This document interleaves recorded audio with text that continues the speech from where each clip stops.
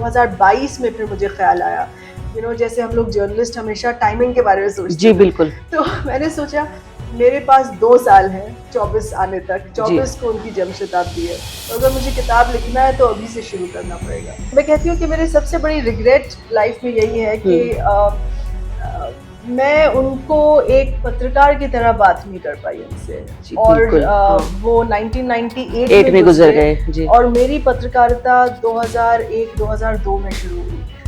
तो बस 2-3 साल से मैं रह गई। महत्वपूर्णता समझ में आई जब वो गुजरे 1998 में, क्योंकि जब वो गुजरे, ऐसे तो गाने सुनते रहते थे उनके, कुछ पढ़ा भी था उनके बारे में, मगर जब वो गुजरे हमारे घर में मीडिया की भीड़ लग गई, और जिस तरीके से उनके गुजरने की कवरेज हुई, मतलब फ्रंट पेज न्यूज़ का आइटम था, 9 PM प्राइम टाइम न्यूज़ का रिपोर्ट थी, तब मुझे पता चला कि what A giant he was. उनको भी ऐसा लगता था कभी उनके जीवन में कि क्या मुझे लोग भूल चुके हैं, मगर जब वो गुजरे तो पता चला कि लोगों के दिल में उनके प्रति जो प्यार था वो एक साइलेंट लव था। अभी पिछले महीने एक थिएटर शो हुआ जिसकी स्क्रिप्ट थी वो किताब से ली गई थी।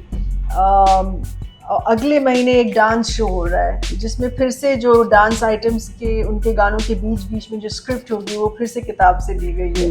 तो मुझे लगता है कि लोग इस साल शताब्दी वर्ष में तलत नाना के मौसीकी के बहुत अलग अलग पहलू उनको एक चांस मिल रहा है देखने का, और उसी अलग अलग पहलुओं के साथ किताब की चर्चा चलती जा रही है, उनकी कहानी की चर्चा चलती जा रही है।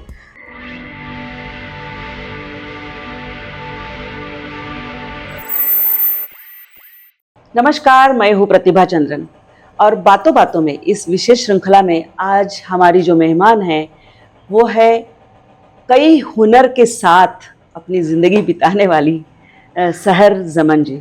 Thank you. या so Sahar, it's so nice to have you on the show. मैं ये सोच रही थी कि आपका परिचय मैं कैसे दूँ। एक पत्रकार है, अवार्ड विजेता लेखक है, फिर आप कई जगह पर जाकर लेक्चर्स देती है, इसके अलावा टेडेक्स स्पीकर है, ब्रिक्स के लिए जो आपको बुलाया गया था, फिर आर्ट क्यूरेटर है, और एक बहुत अहम बात, तलत महमूद साहब के गानों के साथ हम जिए हैं, हम बड़े हुए हैं, और उनके गज़ल और उनके गीत नहीं सुने ऐसा शायद ही कोई शख्स मिलेगा। बहुत ये लगता है कि तलत साहब से आपका रिश्ता भी है, और आपने उनके लिए एक जश्न तलत जो आपने वो कार्यक्रम शुरू किया जी। तो ये सारे के लिए मैं पहले तो शुरुआत यहाँ से करना चाहूँगी, क्योंकि ये शताब्दी वर्ष है तलत साहब के जन्म का। तो कहाँ से सोचा आपको कि मैं ये करूँ अपने ग्रैंड दादाजी के लिए, नाना जी के लिए? जी। तो शुरुआत एक्चुअली ये कार्यक्रम से हुई जो आपने नाम लिया, जश्न तलत जी। तो जश्न तलत मतलब अ सेलिब्रेशन ऑफ तलत। और तो आज जो किताब की बात करेंगे, तो जो किताब की जो नींव है वो जश्न तलत में है, क्योंकि जब मैंने 2016-17 में जब ये शुरू किया कार्यक्रम, वो एक पर्सनल एक्सपीरियंस को लेके शुरू किया था, क्योंकि मैं पिछले 20 सालों से पत्रकार हूँ, मगर फिल्मी जगत की दुनिया में और पत्रकारिता के दुनिया में मेरे जो दोस्त हैं, मेरे जो कॉलीग्स हैं, उनको कभी इस रिश्ते के बारे में पता नहीं था, क्योंकि मैं इसके बारे में बात नहीं करती थी। मैं I was too busy in political news and reportage and all. तो मगर एक ऐसा किस्सा हुआ मेरे साथ कि मैं ऑफिस ड्राइव करके अपने स्टूडियो जा रही थी, और मेरा जो बेटा था बहुत छोटा था, ये 1 साल का था, बिल्कुल it was like a baby, और उसको बुखार था, और मेरा मन नहीं कर रहा था जाने का। बिल्कुल मैं नहीं चाहती थी कि मैं उस दिन न्यूज़ स्टूडियो जाऊं और अपने बुलेटिन्स करूं, मगर जाना था, बुकिंग्स वर डन। तो मैंने अपने गाड़ी में रेडियो ऑन किया, और तलत नाना का एक गाना आ रहा था, वो शामे गम की कसम गा रहे थे, और मेरी जो परेशानी थी उस वक्त, उलझन जो थी दिमाग की, वो उनकी आवाज़ से दूर हो गई। और हमने हमेशा इनकी बात करते हैं, मखमली आवाज़ है जो बहुत शांति और सुकून देती है सुन के, क्योंकि उसकी सबसे बड़ी क्वालिटी उनकी आवाज़ की यही थी कि वो एकदम से आपको सुकून देती है। तो मेरी जो दिल की हालत उस वक्त थी, वो एकदम से उस आवाज़ ने मुझे सुकून दी। तो मुझे लगा कि बहुत ज़्यादा इनग्रैटिट्यूड आई फेल्ट कि हम्म। मुझे इस लेगेसी को, ये मेरी फैमिली लेगेसी है, जी। थोड़ा मुझे गिव बैक करना, I felt it was my responsibility. तो फिर मैंने जश्न तलत कार्यक्रम शुरू किया इसी एहसास से कि मैं गिव बैक करूँ इस लेगेसी को। तो हम लोग जब ये कार्यक्रम कर रहे थे उसमें गाना बजाना होता था, डांस होता था, जी। थिएटर था, और यंगस्टर्स, कॉलेज के यंगस्टर्स के साथ हम लोग सिंगिंग कॉम्पिटिशन वगैरह करते थे। और मेरी थोड़ी और रिसर्च बढ़ी इनके करियर की तरफ कि इन्होंने क्या क्या किया। फिर मुझे ख्याल आया कि कॉन्सर्ट तो 2 घंटे का होता है, 3 घंटे का होता है, इन्होंने इतने पहल किए हैं अपनी जी। ज़िंदगी में कि वो किताब में ही फिट हो सकता है, कॉन्सर्ट में नहीं। तो 2022 में फिर मुझे ख्याल आया, जैसे हम लोग जर्नलिस्ट हमेशा टाइमिंग के बारे में सोचते जी हैं, बिल्कुल। तो मैंने सोचा मेरे पास 2 साल है 24 आने तक, जी। 24 को उनकी जन्म शताब्दी है, तो अगर मुझे किताब लिखना है तो अभी से शुरू करना पड़ेगा। तो ये ऐसे किताब की शुरुआत हुई। कुछ यादें हैं उनकी, मतलब आप बचपन में जब बड़ी हुई होंगी, जी, वो लखनऊ में रहते थे, कहाँ रहते थे? बॉम्बे। बॉम्बे में रहते बम्बई थे, में, हाँ। हाँ। और लेकिन जन्म लखनऊ का है, जी बिल्कुल। पुश्तैनी सारा उधर। जी बिल्कुल। तो बचपन की पहली याद शुरू हुई और कभी तब एहसास हुआ, क्योंकि हमारे घर में जब कल्पवृक्ष होता है तो शायद हम जानते भी नहीं है, क्योंकि बिल्कुल वो अपने नाना जी है, तो वो बाहर की दुनिया जिस नजर से देखती शायद हम वैसे नहीं। नहीं देखते। तो आपकी याद उनके साथ में कैसे शुरू होती है और कैसे रहता था वो रिश्ता जब साथ में मिल बैठते थे, बातें क्या होती थी, वो जानने की कोशिश करते जी, हैं।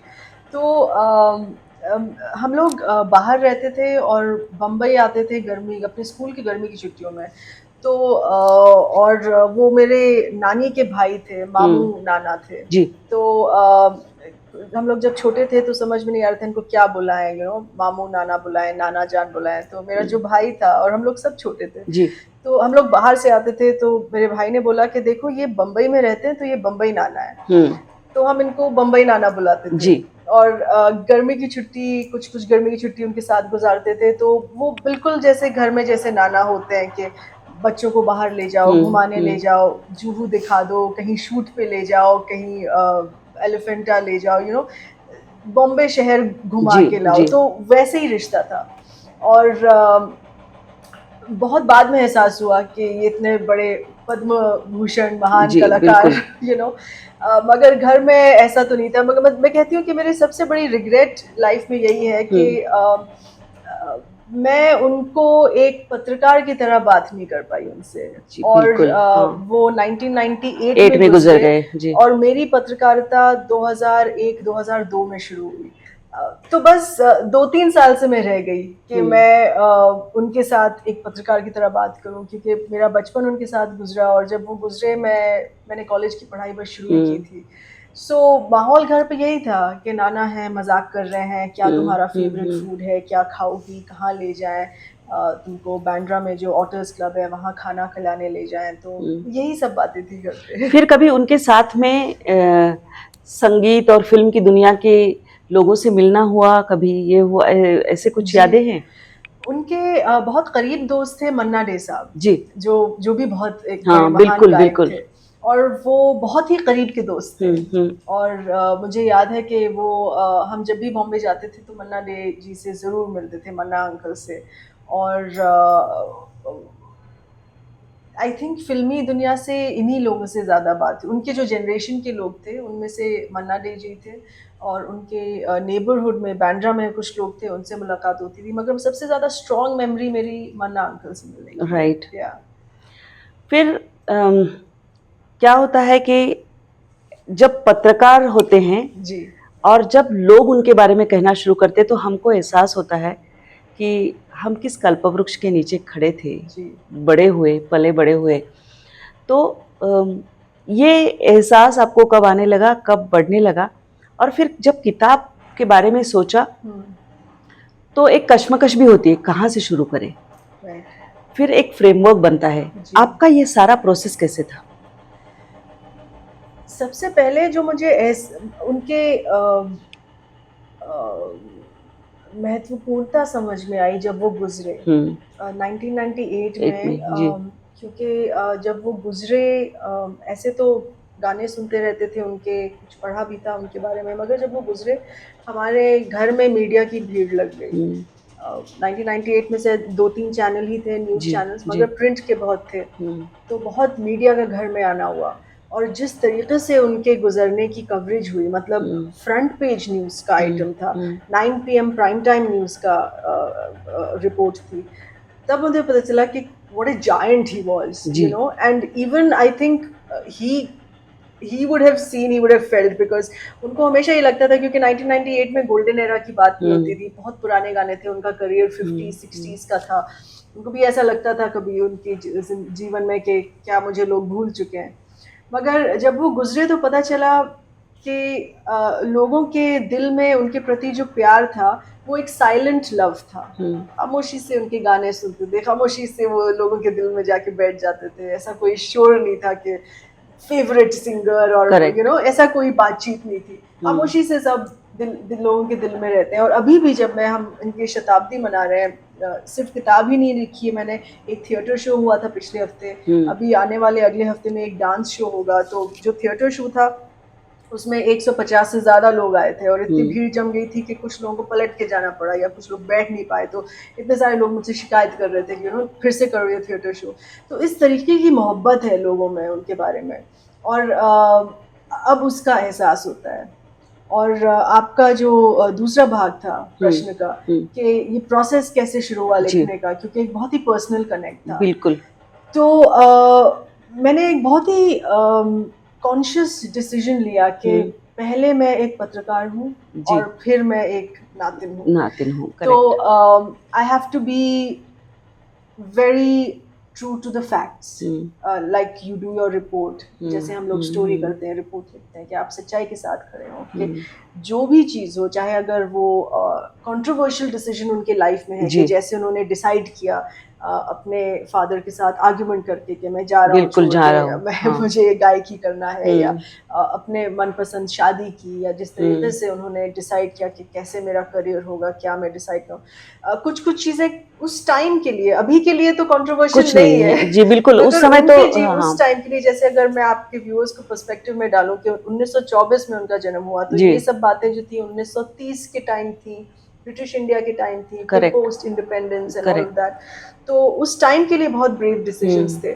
और मैं नहीं चाहती थी कि मैं कुछ छुपाऊं या कुछ उसको सॉफ्टन द ब्लो और एनीथिंग। मैं चाहती थी कि हर चीज सच्चाई से बताई जाए, पूरा 360 डिग्री एंगल लेके चला जाए।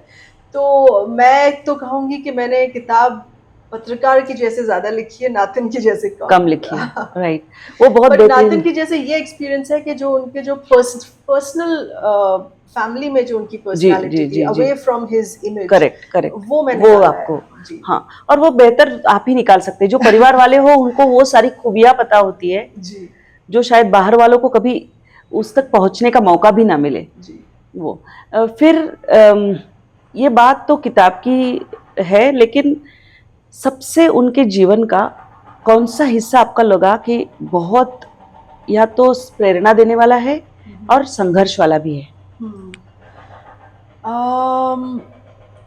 ये सवाल मैंने ही किसी नौजवान पत्रकार से पूछा। अच्छा। जो मुझे किताब के बारे में बात कर रहे थे, और क्योंकि वो बहुत नौजवान था, मुश्किल से 20-25 साल का पत्रकार, तो उसने किताब पढ़ी थी, तो मैंने भी यही बोला कि तुम्हें इनके जीवन में क्या लगा पढ़ के, बिकॉज इतना पुराना जीवन हो गया है। सो ही सेड कि ऐसा पढ़ के लगा कि हम आज के ज़िंदगी के, आज के ज़माने के बारे में कुछ एक कलाकार के बारे में पढ़ रहे हैं, क्योंकि उनका जो संघर्ष था, जैसे रॉयल्टी राइट्स का था 1960s में, जब वो सेक्रेटरी थे जी, उस टाइम का। अभी तो इसमरा और इसरा जैसे कॉपीराइट के ग्रुप्स एस्टैब्लिश हो चुके हैं, हम बहुत दूर आ गए उस जर्नी में, मगर 1960s में वो एक ग्रुप था, प्लेबैक सिंगर्स एसोसिएशन। तो जब वो उसके सेक्रेटरी बने, उन्होंने ऑफिशियल कैपेसिटी में पहली बार रॉयल्टी बैटल की मांग की। लता दीदी ने इंडिविजुअल लेवल पे वो कर चुकी थी अपने गानों के लिए, बट पूरे इंडस्ट्री के लिए Talat Mahmood as a leader he raise that issue, और प्रोटेस्ट हुआ उसमें। तो उस प्रोटेस्ट में उनके दोस्त लता दीदी जुड़ी, क्योंकि उनको भी ये चाहिए था डिमांड, मुकेश जी जुड़े, फिर बहुत बाद में मोहम्मद रफ़ी साहब और आशा ताई भी जुड़ी इस रॉयल्टी बैटल डिमांड में, रॉयल्टी राइट्स। और ये 3 महीनों तक ये प्रोटेस्ट चला। उसका मतलब कि 3 महीनों तक रिकॉर्डिंग फिल्म इंडस्ट्री में बंद थी। 3 महीने तक गाने रिकॉर्ड हुए पूरी फिल्म इंडस्ट्री में, बहुत एक बड़ा स्टेप था। उसके बाद कुछ रिकॉर्डिंग लेबल्स और प्रोड्यूसर्स के साथ बातचीत कुछ हो नहीं पाई, तो प्रोजेक्ट खत्म हो गया, मगर वो पहला स्टेप था। तो आई थिंक जो आप बोलती हैं इंस्पिरेशनल, क्या प्रेरणा मिली, आई थिंक वो सिर्फ एक कलाकार नहीं थे, उनकी कला से तो प्रेरणा मिलती है, जिस तरीके से उन्होंने गाने गाए और जो एहसास उन्होंने अपने गानों में डाला, उससे तो प्रेरणा मिलती है, मगर एक कलाकार से हट के वो एक लीडरशिप रोल वाले शख्सियत भी थे, उनमें लीडरशिप का एक रोल था। वो एक पहले प्लेबैक सिंगर थे इंडिया से जिन्होंने वर्ल्ड टूर्स शुरू किए। आजकल तो वर्ल्ड कॉन्सर्ट्स, ग्लोबल कॉन्सर्ट्स बहुत होते हैं, मगर वो पहले थे, और 1956 में उन्होंने अपना पहला टूर किया, जिसको देखते उनके दूसरे गायक दोस्तों ने बोला चलो अगर तलत वहाँ गए हैं, टिकट्स वहाँ पे बिकते हैं, उन्होंने सब शुरू किया। ईस्ट अफ्रीका गए, फिर US, UK, middle east, Caribbean, West Indies, जहाँ जहाँ उनको एशियन डायस्पोरा की मांग थी कि हिंदी गाने सुने जाएं, गज़लें सुनी जाएं उनके, तो उन्होंने जैसे अपने कॉन्सर्ट्स करते करते अपने दोस्तों के लिए एक रेडीमेड रूट मैप दे दिया कि देखो यहाँ यहाँ तुम जाओ, यहाँ यहाँ डिमांड है, तुम लोग यहाँ जाके कर सकते हो। तो ये सब बहुत लीडरशिप रोल्स थे। तो मैं समझती हूँ इस किताब से लोगों को इनके लीडरशिप क्वालिटी के बारे में भी पता चले, जिससे आज के कलाकारों को भी प्रेरणा मिल सके। जी बिल्कुल। अभी तो थोड़ा आम बात हो गई है कि फॉरेन टूर्स, मराठी थिएटर भी अब यूएस में जाता है, कहीं मतलब जगह जगह जाता है। तो उस जमाने में इतना आसान भी नहीं था पहुंचना, फिर उसकी पब्लिसिटी अलग ढंग से, जब ढंग से टेलीफोन्स नहीं थे, कई सारी बातें, ये बड़ा मुश्किल सफर रहा होगा। और 1960s में ऑलरेडी उनके पास एक न्यूयॉर्क एजेंट था। Okay, he already had a New York agent जो उनको बता सकता था कि आप यहाँ पे परफॉर्मेंस करें या कहीं और किसी और स्टेट में जाके यूनाइटेड स्टेट्स में परफॉर्म करें। So in that sense he made himself very well connected. मैं दर्शकों को ये बताना चाह रही हूँ कि किताब की सराहना भी बहुत हुई और अवार्ड्स भी मिले, पुरस्कार भी मिले। तो एक लिखना, फिर वो इतने जल्दी लोगों तक पहुंचना, और फिर उसको जो जगह जगह पर सराहना भी मिलना, ये बात, तो इसके बारे में जानना चाहेंगे कि इसके बारे में मैं तो समझती हूँ उन्हीं का आशीर्वाद है, बिकॉज जब मैंने किताब लिखना शुरू की, there was no commercial angle behind it, it was like a token of love. एक मुझे लगा कि मेरी रिस्पॉन्सिबिलिटी है कि उनके जन्म शताब्दी में उनकी इतनी बड़ी कहानी है और लोगों को सिर्फ उनके गायकी के पहलू के बारे में पता है, उनके दूसरी पर्सनालिटी के बारे में नहीं पता है। तो मुझे लगा कि ये एक मेरी रिस्पॉन्सिबिलिटी कि मैं पूरा एक कहानी लोगों के, उनके जो फैंस हैं, आज के जो म्यूज़िक लवर्स हैं, so it was like a token of love. और उसी तरीके से किताब भी लिखी गई और उसी तरीके से मैं आगे भी बढ़ी। मतलब ये एक सेल्फ पब्लिश्ड किताब है, मैंने किसी पब्लिशर के साथ पार्टनरशिप नहीं की, क्योंकि उनके अलग अलग डिमांड्स होते हैं, यू नो, कि स्टोरी कैसे लिखी जाए, कितने शब्दों में लिखी जाए, और मैं कितने तस्वीरें डाले जाए, और किताब कब बाहर आए, वो भी किताब कब बाहर आए। मैं पूरी छूट चाहती थी, मैं अपने मन की तस्वीरें लगाना चाहती थी, अपने मन के शब्द। यूजुअली 60,000 वर्ड्स की किताब होती है, मगर मेरी किताब 90,000 वर्ड्स की है, क्योंकि कहानी उनकी बहुत बड़ी है जी। तो मैं पब्लिशिंग वर्ल्ड से भी हट के मैंने ये सेल्फ पब्लिश की, सेल्फ डिज़ाइन की, और सारी फोटोग्राफ्स हमारे पुराने परिवार की तस्वीरें 1950 1960 की, जो मैंने फिर बाद में उसको कंप्यूटराइज करके उसको क्लीन अप किया। तो अपनी तरफ से मेरा काम था किताब लिखना और उनके म्यूजिक लवर्स को देना। राइट। उसके बाद जो रिएक्शन हुआ है, आई थिंक ये सब उन्हीं का आशीर्वाद है, बिकॉज अभी किताब को मुश्किल से 6-7 महीने हुए हैं। जी बिल्कुल। और आपने जो पुरस्कार की बात की, आई एम वेरी ग्रेटफुल कि उसको एक बायोग्राफी ऑफ द ईयर मिल चुका है, और most popular book of the year already मिल चुका है। तो ये उसी डायरेक्शन में जा रहा है जो मैं चाहती थी कि और लोग इसकी चर्चा करें, उनकी कहानी के बारे में और लोग पढ़ें। सो आई एम वेरी ब्लेस्ड कि ऐसे हुआ, क्योंकि ये आप प्लान नहीं कर सकते। जी बिल्कुल प्लान नहीं कर सकते, मैं सिर्फ किताब की प्लानिंग कर सकती हूँ। करेक्ट। किताब के रिएक्शन क्या होगा, लोग उसको किस तरह से देखेंगे वो नहीं, क्योंकि क्लासिक से क्लासिक भी कभी पीछे हट जाता है, ऐसे हो जाता है। फिर जो जश्न तलत कार्यक्रम की बात है, वो जब आप कंसेप्चुअलाइज कर रही थी, उसको आप पूरी रूपरेखा बना रही थी कि ये ऐसे होगा, तो आपके दिमाग में क्या था और वो किस तरह से उसको आकार लेता गया? मेरे दिमाग में ये था कि ये मॉडर्न शो लगे। जैसे मैंने किताब लिखी कि जिसमें आज का नौजवान भी पढ़ ले, किताब जी, में भी जी। बहुत मैंने छोटे छोटे चैप्टर्स बना के लगाए हैं, क्योंकि मुझे पता है कि आजकल के रीडर्स का अटेंशन स्पैन बहुत छोटा है, तो वो एक चैप्टर में घुसे, एक चैप्टर एक बार में ही पढ़ें, बहुत छोटे छोटे हैं। और even though order of the chapters is the order of his life, correct. मगर वो चैप्टर्स इंडिपेंडेंट भी हैं। आप उस एक चैप्टर छोड़ के दूसरे दशक में चले जाएं, फिर पीछे चले जाएं, आगे चले जाएं, वो आपको इंडिपेंडेंट चैप्टर्स लगेंगे।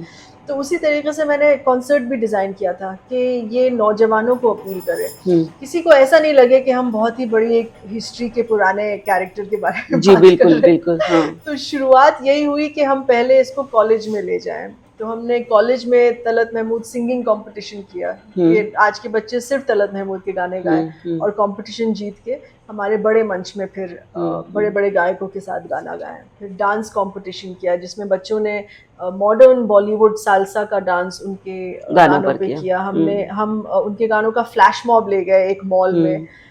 फिर आजकल के जो कलाकार हैं, जो पोर्ट्रेट पेंट आर्टिस्ट हैं, उनको स्टेज पे खड़ा किया, वो उनके लाइव पोर्ट्रेट बना रहे थे। तो हम एहसास, मतलब इंटेंशन यही थी कि नौजवानों से कनेक्ट हो। तो ऐसे करते करते जैसे कई कलाकारों ने जो पार्टिसिपेट किया वो कहते थे कि हमने तलत को एक अलग रूप में देखा है यहाँ आके, क्योंकि सब लोग समझते हैं उनकी सिर्फ गज़लें हैं, बहुत हिट हिंदी डुएट्स भी हैं, मगर ज़्यादातर लोग समझते हैं उनके सैड सॉन्ग्स हैं जो दिल को छूते हैं या टूटे दिलों की बात करते हैं। अगर उनके खुशी के गाने भी थे, हर तरीके के गाने थे, और हर लैंग्वेज के गाने थे। उन्होंने 16 लैंग्वेजेस में काम किया, और मराठी में भी उनको मराठी में महाराष्ट्र सरकार का पुरस्कार मिला मराठी गाना गाने में, यश है अमृत, करेक्ट, वो उन्होंने गाया था, और उन्होंने महाराष्ट्र सरकार का उनको पुरस्कार मिला था as Marathi singer of the year. और बाला साहेब ठाकरे ने उनको घर बुलाया था उनसे ख़ास एक बात करने के लिए। तो तलत नाना, बम्बई नाना सोच रहे थे कि क्या बात हो गई, क्यों बुलाया, क्या, तो मगर मिल के फिर बाद में पता चला कि वो उनके एक चाहने वाले थे जी। उन्होंने कहा मराठी में ज़्यादातर लोग सीधा सीधा गाते हैं, मगर आपकी वॉइस जो है वो मराठी के लिए इतनी सॉफ्ट है कि मैंने इतना इमोशन कभी सुना नहीं है। तो इस टाइप के बहुत ही अलग अलग रिएक्शन थे हर भाषा में। ये बड़ा दिलचस्प किस्सा है, क्योंकि अमूमन देखते हैं कि आप पत्रकार हो, इसलिए आप जानती हो कि आजकल, मैं किसी एक साहित्यकार से भी बात कर रही थी तो उन्होंने कहा कि पुराने जमाने में राजनेता भी किस तरह से होते थे। कला की जो कद्र होती थी, उनको समझ थी, और जिसके चलते उनकी भाषा एक सभ्यता की अपना जो स्तर है वो कभी उससे नीचे नहीं आते थे। तो आप पत्रकार भी रही हैं, आप आर्ट क्यूरेटर हैं, रही हैं क्या? आप पत्रकार हो, क्योंकि once are journalist always a journalist. तो उनके आप आर्ट क्यूरेटर भी हो, तो ये सारा मिक्सिंग, जब कला, संस्कृति, साहित्य और फिर राजनीति, तो आपने ये बदलाव देखा है, जैसे बाला साहब का जिक्र किया आपने कि उन्होंने बोला कि ये, वैसे हमें आजकल में अगर देखा जाए तो राज ठाकरे दिखते हैं कि जो कलाकारों को बहुत चाहते हैं, बहुत सराहते हैं, जानते हैं, कला की जानकारी रखते हैं, साहित्य की जानकारी रखते हैं। शरद पवार साहब भी थे कि जो गायकों को लाके करते थे, लेकिन आजकल ये मिसिंग लगता है पत्रकार के तौर पर, आप जब देखती हो तो? आई थिंक आजकल एक बहुत इम्पोर्टेंट एस्पेक्ट आ गया है कि वो कितना क्राउड को खींचेगा। अगर वो क्राउड को खींचेगा तो बुला ले, नहीं खींचेगा, चाहे वो जितना भी अच्छा कलाकार हो, तो नहीं बुलाएंगे, महफिल नहीं सजाएंगे, बैठक नहीं करेंगे।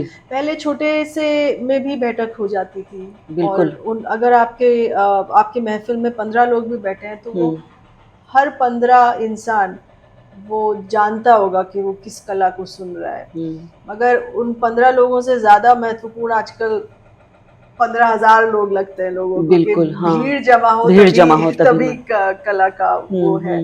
और एक्चुअली आई थिंक इंडस्ट्रीज बहुत इस्टेब्लिश हो चुकी हैं, और जब हर इंडस्ट्री, चाहे म्यूजिक इंडस्ट्री हो, फिल्म इंडस्ट्री हो, पॉलिटिकल ही इंडस्ट्री एक तौर पे है, समटाइम्स। तो जब भी एक इंडस्ट्री इस्टेब्लिश होती है उसमें कमर्शियलिज्म ज़्यादा आ जाता है। उनका जो जनरेशन था गोल्डन एरा का, सिर्फ तलत नाना का ही नहीं, उनके जो बाकी सारे कॉलीग्स भी थे, लता दीदी, रफ़ी मोहम्मद रफ़ी साहब, आशा ताई, मन्ना अंकल, उनका जो डेडिकेशन था टुवर्ड्स आर्ट, और ये मुझे तब समझ आया जब मैं किताब लिख रही थी, क्योंकि उस जनरेशन ने वो सब देखा, ब्रिटिश इंडिया, पार्टीशन पे भी एक चैप्टर है मेरी किताब में, बिकॉज इंडियन मुस्लिम फैमिली सब अफेक्टेड थे और ये भी अफेक्टेड थे, हमारा भी परिवार टूट गया था, partition and then independent India. और जो इंडिपेंडेंट इंडिया का जो एहसास था कि हम जो भी काम कर रहे हैं सिर्फ देश के हित में करें, तो उन सारे कलाकारों ने अपना जो कला का काम किया वो सिर्फ अपना शोहरत और अपने नाम के लिए नहीं किया था। उस जनरेशन ने देश के हित में कि हम अपना नया देश का म्यूज़िक इंडस्ट्री बना रहे हैं, हम अपने नए देश का फिल्म इंडस्ट्री बना रहे हैं, तो हम ऐसा एक स्तंभ बने इन इंडस्ट्रीज़ का कि जिसपे ये इंडस्ट्री खड़ी हो सके और इस्टेब्लिश हो जाए। तो वो इमोशन था इन सारी कलाकारों में। तो आई थिंक वो डिफरेंस आजकल मिलता है कि मैं ये नहीं कह रही हूँ कि आजकल कलाकार सिर्फ देश के हित में ना काम करें, I am sure they are all very patriotic, बहुत सारे हमारे पास अच्छे कलाकार हैं, बट वो एक इंडिविजुअल और पर्सनल ब्रांडिंग का एस्पेक्ट भी आ गया है जो पहले नहीं था। पहले इंडिविजुअल ब्रांडिंग इतनी नहीं थी, पहले थिंकिंग थी कि देश के लिए, इंडस्ट्री के लिए, लार्जर गुड के लिए काम करें। And also I think that's why Talat नाना जो थे वो आर्मी के लिए बहुत परफॉर्म करते थे। वो लद्दाख गए थे आर्मी के लिए परफॉर्म करने। सिक्किम में जब चाइना के साथ कुछ स्कर्मिशेस हुई थी तो सिक्किम भी गए थे नौजवानों का हौसला बढ़ाने के लिए। मैंने एक जिक्र किया है जब बांग्लादेश में लिबरेशन वॉर हुई थी और जब हमारी इंडियन आर्मी वहाँ पे मदद कर रही थी बांग्लादेश की, वहाँ वो गए थे बांग्लादेश में भी परफॉर्म करने इंडियन आर्मी के लिए आफ्टर द लिबरेशन वॉर। तो वो इन सब चीज़ों को भी बहुत ध्यान में रखते थे एंड आई थिंक वो उस जनरेशन की भी खासियत थी। फिर आप पत्रकारिता में आई जहाँ एकदम शोर है न्यूज़ रूम में हमने देखा है, और एक अलग वहाँ माहौल है, अलग माहौल है। गजलों का माहौल तो बिल्कुल ही नहीं है वहाँ। तो बस कोई भी ब्रेकिंग खबर आती है तो पूरी न्यूज़ रूम एकदम और जैसे वॉर रूम में बदल जाता है और जैसे वो चला जाए एक बार एयर पर, शांति। एक ब्रेक कर दिया, ये कर दिया, हो गया शांति, सांस में सांस। तो वो जब रोल में आप आई तो घर से जो आपको ये कला का मैं आप वास्ता मिला था, एक पूरा घर में माहौल होगा, तो वो कैसे क्लब करती थी, कब भी होता था? आपने कितना डीप क्वेश्चन पूछा है because there is really it's a different atmosphere at home and when you go to a crazy news journalism, even though I love my journalism, absolutely, I love my television. तो news में, television में आके मेरी भी personality थोड़ी बदली because I was a very soft spoken silent person. और जब मैं शुरू में अपने शोज करती थी तो मेरे प्रोड्यूसर्स और मेरी एडिटर्स बोलते थे थोड़ा जोर से बोलो, थोड़ा दम से बोलो, इतना ठहराव नहीं चाहिए, इतना सॉफ्ट नहीं हो सकते आप न्यूज़ में, और इतना पोलाइट और सॉफ्ट स्पोकन भी आप नहीं हो सकते, क्योंकि हमारे घर में एक उर्दू का भी माहौल है। बट तो मुझे जो भी स्टूडियो में मिलता था या मैं बाहर जाके रिपोर्टर के तौर पे जो साउंड बाइट्स वगैरह लेती थी, सब बोलते थे कि तुम कहाँ से, तुम बहुत ज़्यादा सॉफ्ट बोलती हो। तो और रोज़ 9 PM डिबेट्स करते करते तो मेरी पर्सनैलिटी भी बदली है। आज के डेट में मैं बहुत ज़ोर से और दम से बोलती हूँ और मगर वो भी स्टूडियो के अंदर। जब मैं स्टूडियो के स्टेप आउट कर लेती हूँ that I come back to another personality. तो कई लोगों को लगता है कि तुम्हें स्टूडियो पे देख के तुम अलग हो और तुम पर्सनली अलग हो, but I love this world. Correct. और फिर ब्रिक्स में जाने का जब मौका आया तो जी, that was a lovely experience because BRICS delegate में हम लोग सिर्फ अपने देश के, मतलब हर देश से 2 पत्रकार गए थे बीजिंग, क्योंकि उस वक्त बीजिंग होस्ट कर रहा था मीडिया डेलीगेट्स को। तो दूसरे देश के पत्रकारों से मिलके बहुत अच्छा लगा। वैसे भी जब इंटरनेशनल कॉन्फ्रेंसेस होती हैं, बायलैटरल मीट्स होते हैं, तो जी बिल्कुल। मुलाकात होती है दूसरे देश के पत्रकारों के साथ। मगर यहाँ एज अ डेलीगेट जो माहौल था, और हम लोग we were talking about very important issues, क्योंकि हम जिस साल में गए अभी 1-2 साल पहले, जी हम लोग उसी वक्त कोविड से रिकवर कर रहे थे। तो दुनिया भर में हम लोग सब एक डिफरेंट एक्सपीरियंस के साथ निकल के आए। हम लोगों ने अपने इंडस्ट्री में इतने सारे सडन चेंजेस देखे, जी बिल्कुल। और हम उस सब से एक्सपीरियंस से निकल के आए थे बीजिंग में मिलने। और फिर हमने डिस्कस किया कि हमारे इंडस्ट्री का फ्यूचर क्या है, वर्क फ्रॉम होम है, ऑनलाइन है, ऑफलाइन है, उसको कैसे मिक्स किया जाए। सबसे बड़ा जो हमारा प्रॉब्लम है न्यूज़ इंडस्ट्री में, फेक न्यूज़ है। कौन से सॉफ्टवेयर्स डिज़ाइन किए जाएं जिससे फेक न्यूज़ फाइट किया जाए। So it was very important brainstorming. Number one, it was intent to fight fake news, and Right. number two, it was trying to figure out where we stand as professionals after COVID.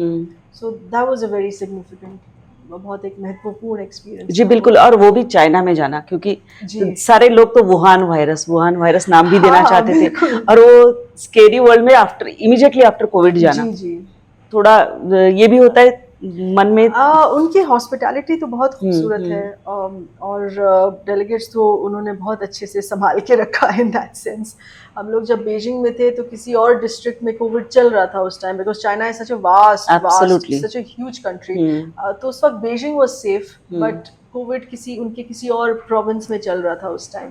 But Beijing खुल चुका था, और हम लोग को तभी बुलाया जब सेफ था। जी जी। फिर आते हैं 2024 पर फिर से। अच्छा। ये शताब्दी वर्ष है जी। आपके बम्बई नाना जी का। तो क्या खास इस साल में हो रहा है, और जश्न तलत के क्या क्या प्रोग्राम्स हैं? सबसे बड़ी ख़ास बात तो किताब ही है, जो जी, किताब बिल्कुल। लिखी है, और बहुत खुशी है कि बहुत ज़्यादा चर्चा है किताब की, और किताब को देखते दूसरे शोज़ हो रहे हैं। जैसे किताब के उद्घाटन के सीधे 1 महीने बाद एक म्यूज़िक शो हुआ गज़ल गायकी का, और जिसमें एक एक्टर हैं, वो मेरी किताब पढ़ रहे थे, और जो कलाकार थे वो उनके तलत नाना के गज़ल गा रहे थे। तो किताब के चलते ही और शोज़ और ज़्यादा हो गए, और किताब को लेके तो ये म्यूज़िक शो था। अभी पिछले महीने एक थिएटर शो हुआ जिसकी स्क्रिप्ट थी वो किताब से ली गई थी। अगले महीने एक डांस शो हो रहा है जिसमें फिर से जो डांस आइटम्स के उनके गानों के बीच बीच में जो स्क्रिप्ट होगी वो फिर से किताब से ली गई है। तो मुझे लगता है कि लोग इस साल शताब्दी वर्ष में तलत नाना के मौसीकी के बहुत अलग अलग पहलू उनको एक चांस मिल रहा है देखने का, और उसी अलग अलग पहलुओं के साथ किताब की चर्चा चलती जा रही है, उनकी कहानी की चर्चा चलती जा रही है। तो ये तो मैं कहूँगी इज़ अ ह्यूज ब्लेसिंग, क्योंकि मेरा ओरिजिनल इंटेंशन यही था कि उनके शताब्दी वर्ष में लोग उनके बारे में बात करें। तो लोग उनके बारे में बात कर रहे हैं, उनके बारे में पढ़ रहे हैं, उनके बारे में गा रहे हैं, उनके बारे में नाच रहे हैं। मुझे तो लगता है बहुत ही बड़ा सेलिब्रेशन हो गया। और फिर कभी इरादा है कि बायोपिक बने? बिल्कुल। क्योंकि इनफैक्ट मैं जिससे भी फिल्म प्रोड्यूसर या फिल्म डायरेक्टर से मिलती हूँ, मैं यही बोलती हूँ कि अब मेरी नज़र बायोपिक की तरफ है। थिएटर तो हो ही चुका है, because theatre is also an acting performance. I think the next step is a biopic most certainly, और मुझे उस फिल्म मेकर का इंतजार है जो किताब उठा के फिल्म बनाए। तो आपका इंटरव्यू जो भी देख रहे हो, आप समझ नहीं सकते कितनी दिलचस्प इनकी जिंदगी की कहानी है। बिल्कुल। और आपने मेरी दिल की बात बोल दी। हम चाहेंगे कि ये साल अभी खत्म होना बाकी है, तब तक कोई बायोपिक के लिए आपके पास आए और बहुत बेहतरीन फिल्म सभी को देखने को मिले। और एक आखिरी सवाल, अगर धीरज सर की बात हम नहीं करेंगे तो ये साक्षात्कार हमारा खत्म नहीं हो सकता। मैं आपको बताना चाहती हूँ, धीरज सिंह जी एक बहुत अच्छे पत्रकार भी है, बहुत अच्छे पत्रकारिता के अध्यापक भी है, और दोनों पति पत्नी, इनका अगर आप कोई भी सोशल मीडिया प्लेटफॉर्म उठाकर देख लीजिएगा तो आपको कला हर जगह पर मिलेगी। तो दोनों में जब बात होती है, जी। क्या कला नहीं है आपको जोड़ा दोनों को, और क्या मतलब कला नहीं, पहले तो पत्रकारिता ने जोड़ा जी। लिटरली न्यूज रूम में जी तो पहले पत्रकारिता ने जोड़ा, और ये एक खूबसूरत इत्तेफाक है कि सिर्फ पत्रकारिता नहीं, हम लोग कला से भी जुड़े हुए जी हैं। तो it is an added bonus कि हम लोग सिर्फ पॉलिटिक्स और जर्नलिज्म की बातें ही इंजॉय नहीं करते, हम लोग उतना ही समझ और उतना ही इंटरेस्ट रखते हैं आर्ट, म्यूजिक और कल्चरल वर्ल्ड में। या मैंने क्योंकि आपका देखा वो वैन गॉग 360 वाले जी। जगह पर पिक्चर्स देखे, मुझे मैं बिल्कुल खुले दिल से कहना चाहती हूँ कि मैं एक बार MS हुसैन साहब का एग्जीबिशन देखने गई, अच्छा। और मुझे तो एब्स्ट्रैक्ट में बहुत कुछ समझ में नहीं आता है, वेरी ऑनेस्टली। मैंने उन्हीं से पूछा कि आपके ये चित्र की सराहना, माँ वाला उनका एक चित्र था, उसकी सराहना बहुत हो रही है, आप बताइएगा मुझे, आप समझाइएगा कि क्या है इसमें, मैं किस नज़र से देखूं। और उसके बाद आप यकीन नहीं करोगे, लगभग आधा घंटा हमारी बातचीत होती रही उस एक चित्र पर। Life changing, absolutely life changing. तब मुझे समझ में आया कि हर एक डॉट की अहमियत क्या है। बिल्कुल बिल्कुल।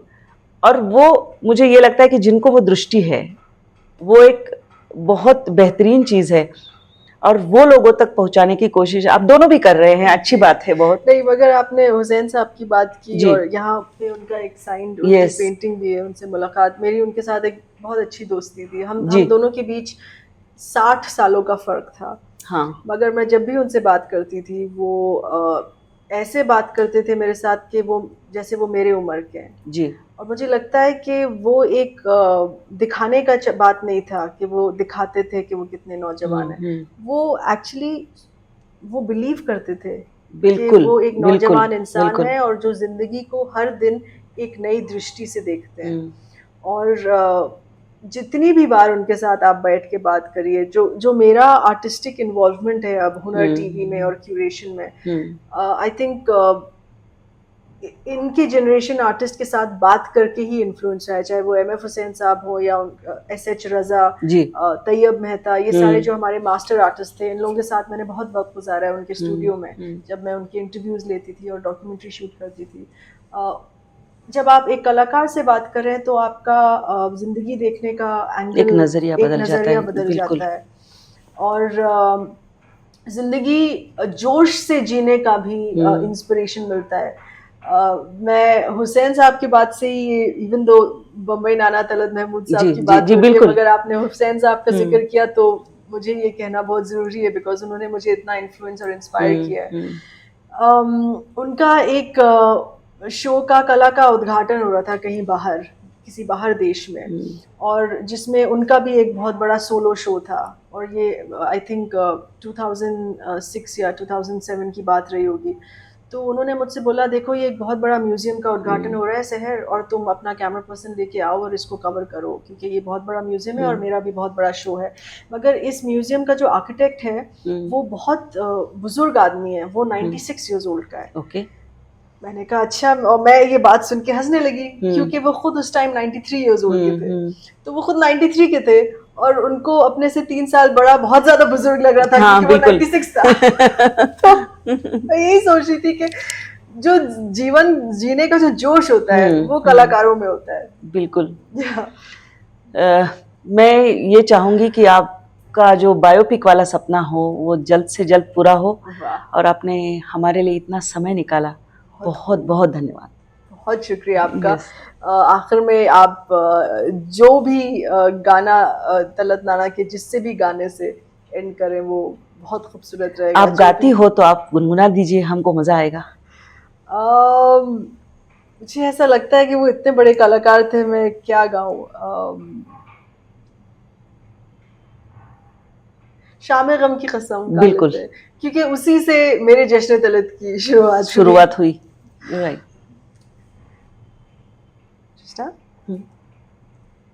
शामे गम की कसम, आज गमगी है हम, आ भी जा